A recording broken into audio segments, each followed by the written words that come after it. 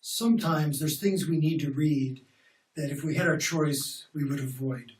For instance, we get a lot of professionals into our course that have to read 200 and 300 word reports that are very poorly written, very dry. They don't look forward to them.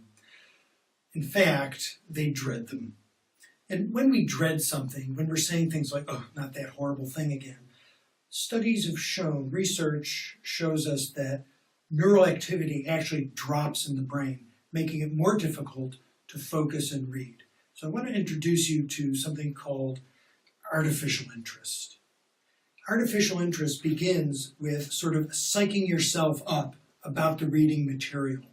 So if we had, say, a textbook that we needed to read, we would look at the front cover and look at the main topic, subject, title, and say, ooh, I'm really intrigued by that. And then we're going to simply start looking through the book, and as we come to various topics, we say, ooh, I can't wait to read about that. This is going to be fascinating. And we come to pictures and graphs and charts, and we say things to ourselves like, oh, that was very interesting. I don't understand it now, but by the time I'm done with this, I'll be able to tell you all about it. And we're saying things to ourselves like, oh, I can't wait to read about this, and I can't wait to become an expert on that. And we're going on and on to ourselves about how wonderful the book is and how we can't wait to read it. If it's a major report, we're saying something similar, like, oh, I can't wait to read this monthly report. It's going to be so wonderful. Nobody try to hold me back. We can add a little humor to it.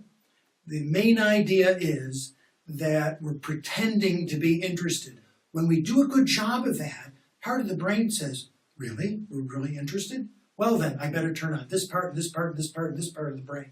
So we can read it brilliantly, because that's what we do when we're really interested in something. So you're fooling your brain into thinking it's something fantastic that you can't wait to get your hands on. By the time your brain realizes that it's not that brilliant thing, it's too late. You're probably already at least halfway through, you're cruising along, you've built up a lot of momentum, and you're now starting to consciously realize, hey, this is really working for me. It started off as artificial interest, but now I really am kind of interested in this topic, and the fact that I'm getting through it faster than ever is a bonus. So artificial interest works, it works brilliantly. Give it a try multiple times, try it for at least a month, and you'll see that it'll work for you as well.